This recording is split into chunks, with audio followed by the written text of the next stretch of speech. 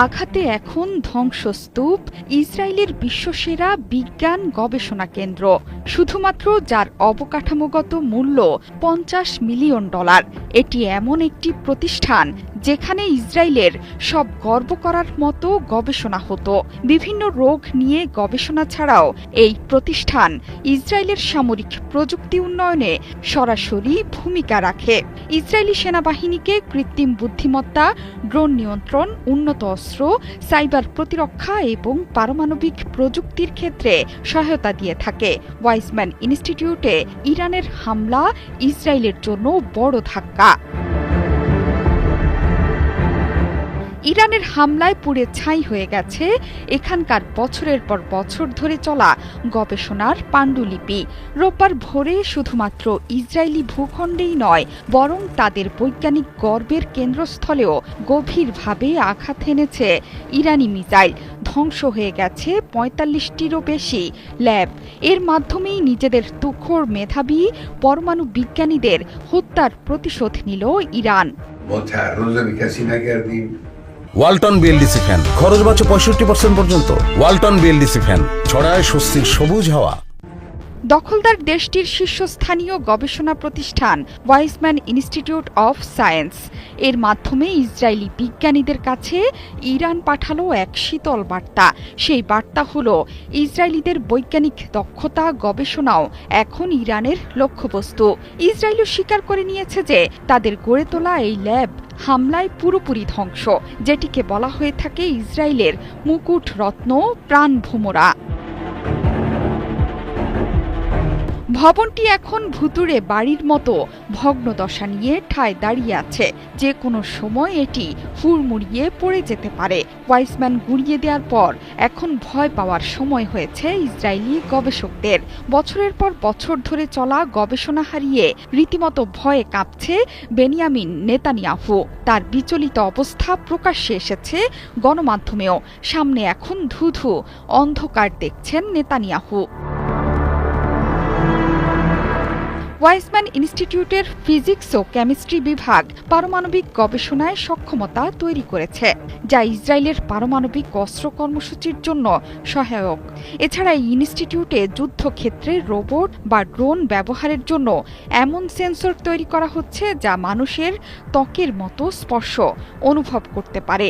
এটি মানব সম্পদ তৈরির কেন্দ্র হিসেবেও পরিচিত।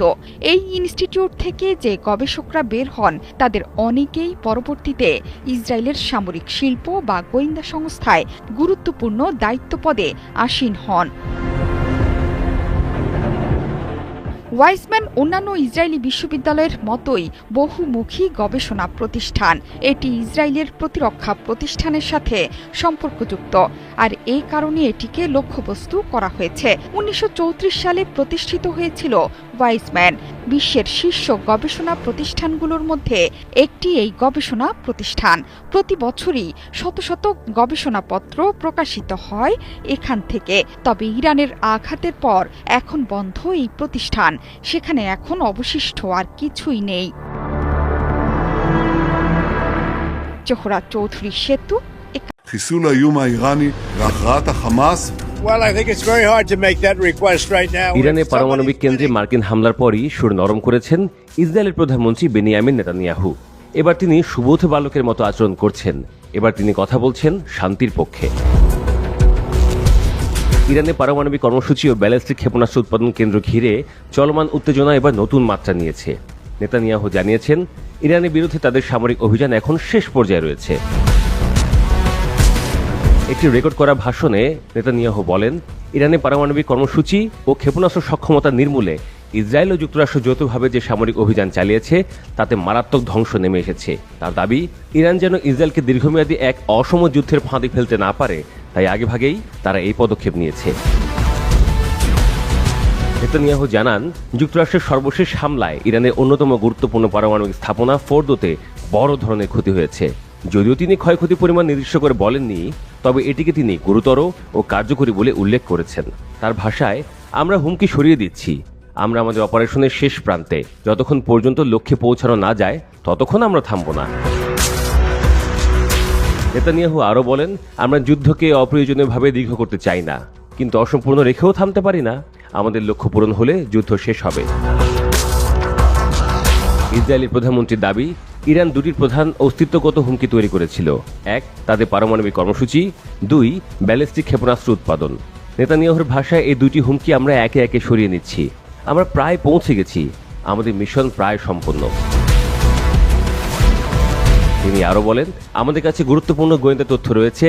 ইরানের কাছে থাকা 60% মাত্রায় সমৃদ্ধ 400 কেজি ইউরেনিয়ামের অবস্থান সম্পর্কে।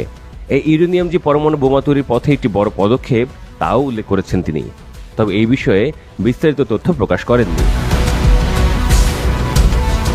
নেতানিয়াহুর দাবি অনুযায়ী ইরান প্রতি মাসে 300টি ব্যালিস্টিক ক্ষেপণাস্ত্র তৈরির পরিকল্পনা করছিল, আর গত 10 দিনের অভিযানে ইরানের অর্ধেকের বেশি ক্ষেপণাস্ত্র লঞ্চার ধ্বংস করা সম্ভব হয়েছে।